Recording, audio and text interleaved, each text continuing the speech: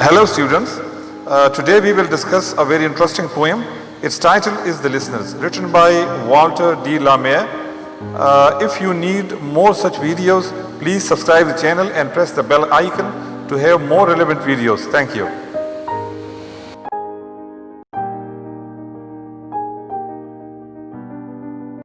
As usual, we must have all the learning objectives before us.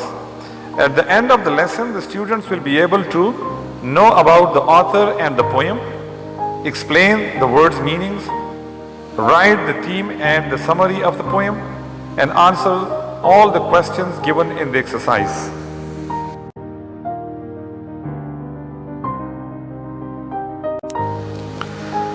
About the poet, Walter de la Mare spent most of his life writing poems and stories mostly for children.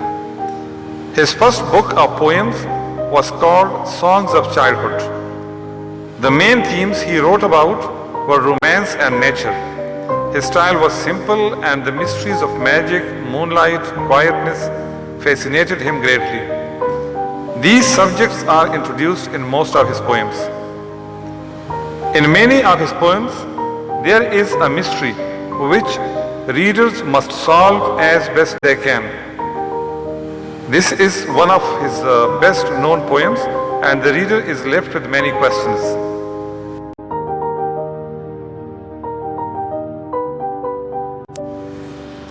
Now about the poem. The Listeners is a poem narrating a traveler's encounter with the supernatural forces. It was first published in London in 1912. In The Listeners and Other Poems, which was a collection of Walter de la Mare's verses.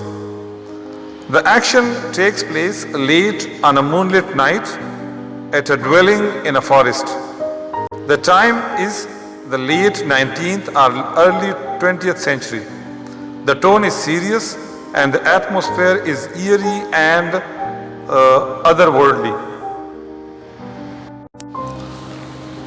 There are two main characters in the poem, the traveler and the listeners. The traveler is a man who arrives on horseback late at night to knock at the door of a house in a forest. When he knocks at the door, no response comes. The listeners are phantoms inside the house. They listen to the traveler speaking as he knocks on the door. They do not respond to him.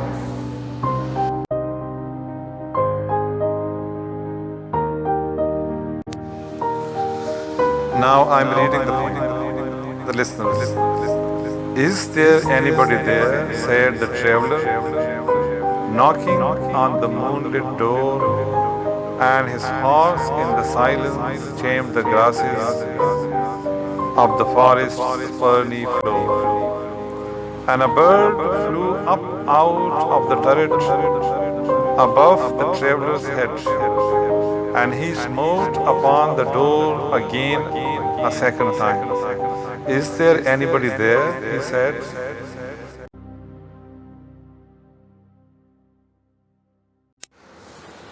But no one descended to the traveler, no head from the leaf-fringed sill leaned over and looked into his grey eyes, where he stood perplexed and still. But only a host of phantom listeners that dwelt in the lone house then stood listening in the quiet of the moonlight to that voice from the world of men. Stood thronging the faint moonbeams on the dark stair that goes down to the empty hall, hearkening in an air stirred and shaken by the lonely traveler's call.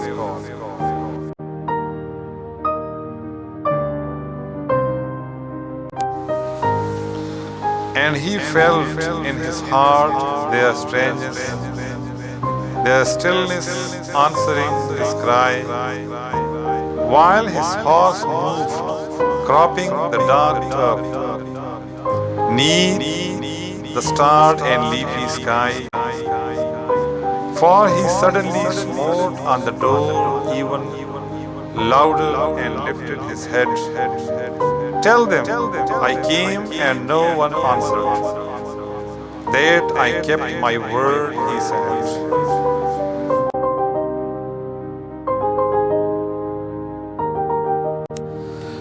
Never the least stir made the listeners. Through every word he spake, fell echoing through the shadowiness of the still house. From the one man left awake, they heard his foot upon the stirrup, and the sound of iron on stone, and how the silence surged softly backward when the plunging hooves were gone.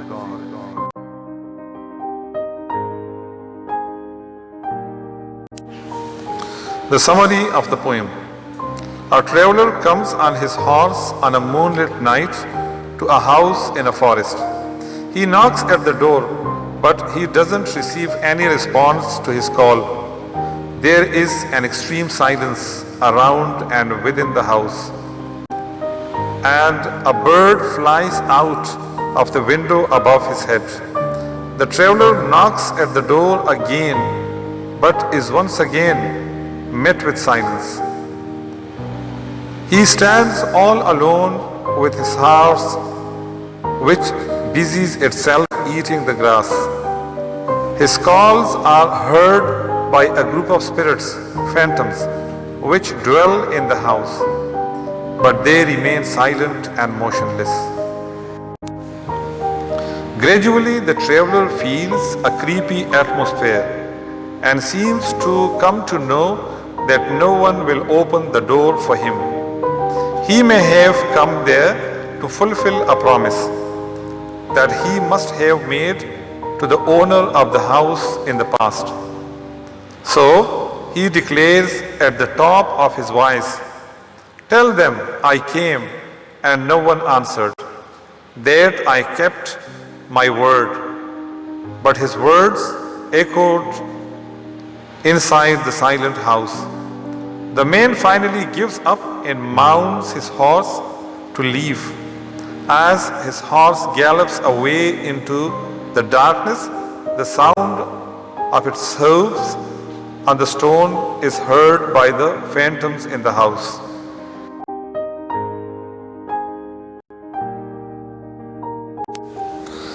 Now the words' meanings. Number 1, champed. Champed means chewed. 2, ferny. Ferny means covered with ferns, flowerless plants. Descended, came down. Turret, a cylindrical tower rising from a building. Perplexed, baffled, confused. Phantom, it means a ghost. Spirit.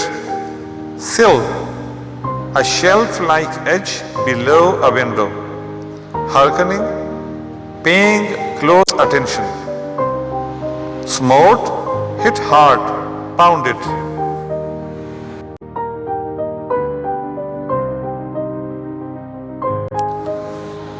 Our next word is spake. Spake is the old form of spoke.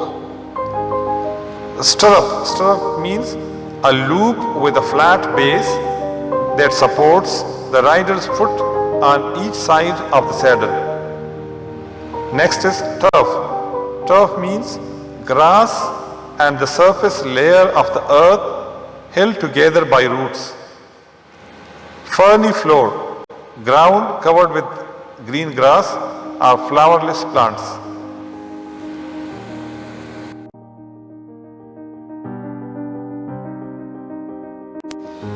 Now questions and answers. Exercise A1, comprehension. Question A. When and where does the action in the poem take place? Answer. The action in the poem takes place at night in a forest outside a house.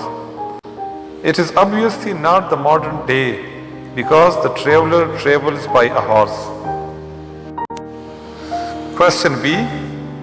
Which words or phrases tell us that the plants around the house have overgrown?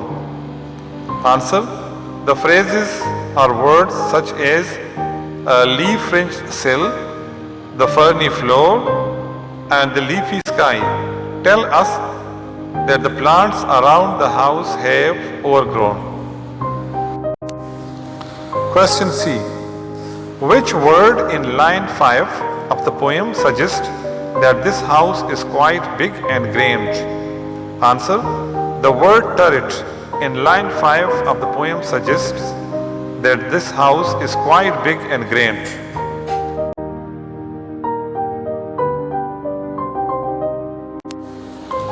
Question D. What is stirred and shaken by the traveler's shouts? Answer. An air is shaken and stirred by the traveler's shouts.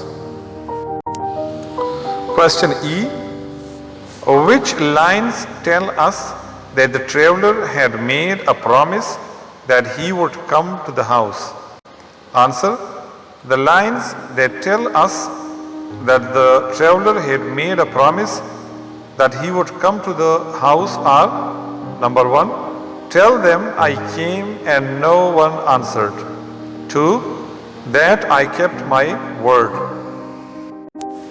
Question F.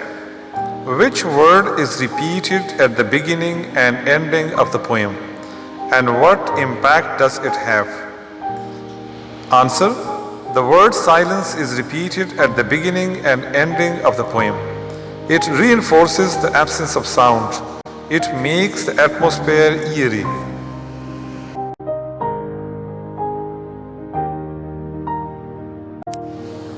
Question G. Which words are used to describe the following?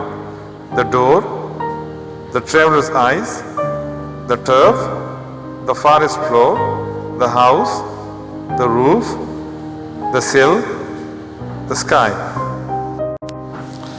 Answer. The door is described by the word moonlit, the traveler's eyes by grey, the turf is described by dark, the forest floor is described by the word ferny, the house by lone, the hoops by plunging, the sill by leaf-fringed, and the sky by starred and leafy.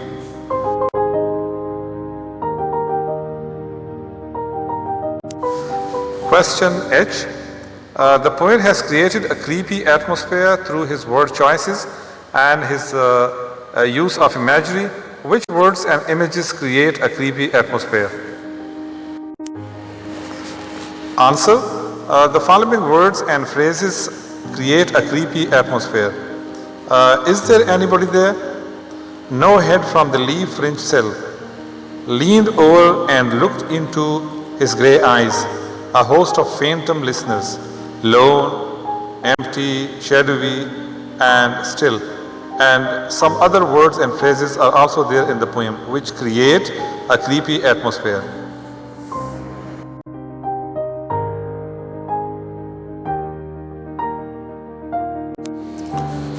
Question I. The poem gives us clues to the characters in the poem. Copy the table and fill it in. Answer. The first column is of character, the second is what was known about them, the third is evidence from the poem. So the first character is the traveler. What is known about them? In this column we can say a man traveling by horse wants to see the people who lived in the house lonely and confused. And we can find the evidence from the poem in the third column. The traveler, his horse He smote upon the door a second time, lonely and perplexed. And the second character is the listeners. Are they ghosts or imagined from a different world, not like the man? And it's evidence from the poem, phantom thronging the faint moonbeams on the dark stair that goes down to the empty hall. They hear that voice from the world of men, their strangeness. And the third character is there in line number 27, them. We know about it. The traveler has promised to come to them.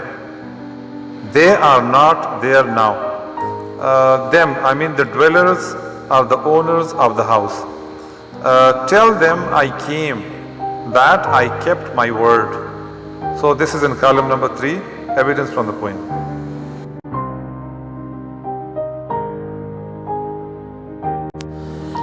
Dear students, this is enough for today. In the next video, we would paraphrase the whole poem line by line. Thank you very much. Have a nice time. Goodbye.